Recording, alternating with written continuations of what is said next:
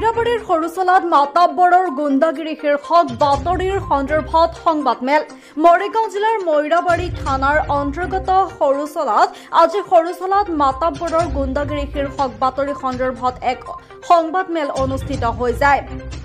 STV news Assam নামৰ web পৰ্টেলৰ কাৰ্যালয়ত অনুষ্ঠিত হোৱা সংবাদমেলত সৰুচলা গাঁৱৰ দিলদাৰ হুছেইন আৰু সাদ্দাম হুছেইনে কয়, যোৱা ২৬ মেত সৰুচলাত অনুষ্ঠিত হোৱা ৰাইজমেলত আমাৰ লগতে হাবিবুল্লাহ আৰু ইছমাইল আলীয়ে কোনো মাতাব্বৰী কৰা নাছিল, কোনো গুণ্ডাগিৰিও কৰা নাছিলো।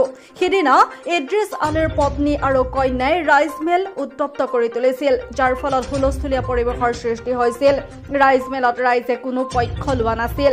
আমি কাকো মাৰিবলৈ যোৱা নাছিলো। বহুদিন পূৰ্বে ইদ্ৰিছ আলীয়ে সৰুচলা কিছামৰ ৩৯৮ নং দাগৰ ১৩৭ নং ম্যাদী পট্টাৰ ১ বিঘা ২ কঠা ১০ লোচা মাটিৰ সীমা পুতি আমাক চমজাই দিছিল। সৰুচলাত মাতাব্বৰৰ গুণ্ডাগিৰি শীৰ্ষক যি বাতৰি প্ৰচাৰ কৰা হৈছে আৰু আমাৰ বিৰুদ্ধে থানাত যি গোচৰ তৰা হৈছে, এইবোৰ সম্পূৰ্ণ ভুৱা, মিছা, ভিত্তিহীন। ভৱিষ্যতে যদি দুষ্ট চক্ৰটোৱে আমাৰ বিৰুদ্ধে এনে মিছা বাতৰি প্ৰচাৰ কৰে, আমি আইনৰ আশ্ৰয় ল'ম। News desk report, time 100 Assam north east. মাইকীজনে ঝাৰু লৈ আহিছে। আপোনালোকে চাওক, ৰাইজক মই এটা আপোনালোকৰ মিডিয়া যোগে সকলো ৰাইজক মই এটা কথা জনাব খুজিছোঁ। চাওকচোন, ছোৱালী মানুহে মাইকী মানুহে চেণ্ট্ৰেল ঝাৰু লৈ ৰাইজক আহি মাৰিব পাৰে নেকি?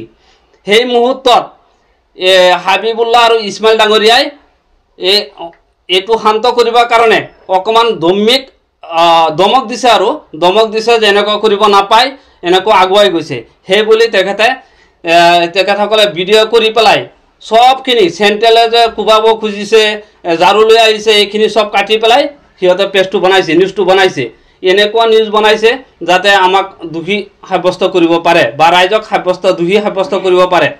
এনেকুৱা পৰ্টেল নিউজবিলাকক মই অনুৰোধ জনাইছোঁ, আপোনালোকে পইচাৰ খাতিৰত এনেকুৱা নিউজ নবনাব। কাটি কুটি যি অপমান ৰাইজক কৰিছে, ৰাইজে ইয়াৰ প্ৰত্যুত্তৰ দিবৰ বাবে ধমকিহে দিছে। ইয়াত কোনো গুণ্ডাগিৰি কৰা নাই, কোনো জেং হোৱা নাই। আৰু মোৰ ওপৰত বা ইছমাইল ডাঙৰীয়াৰ ওপৰত বা হাবিবুল্লাহৰ ওপৰত এইবিলাক গোচৰ দিছে মিছা, ভিত্তিহীন। ল'ৰাটো আহিছিলে মীমাংসা কৰিবৰ কাৰণে। ইদ্ৰিছ আলীয়ে মাটিৰ লোভ দেখুৱাই, টকাৰ লোভ দেখুৱাই এই ইক্ৰামুলক পঠাই লৈছে। ইক্ৰামুলেহে জেংটো লগাইছে। ইদ্ৰিছ আলী আগতে ঠিকেই আছিলে, কিন্তু ইক্ৰামুলেহে এনেকুৱা জেংটো লগাইছে। চাওক, সেইদিনা আপোনালোকে নিশ্চয় মিডিয়া যোগে পাইছে, সিহঁতে ভিডিঅ'খিনি ফটেজ কৰি কাটি ইয়াতে কৰিছে। বহুত মানুহ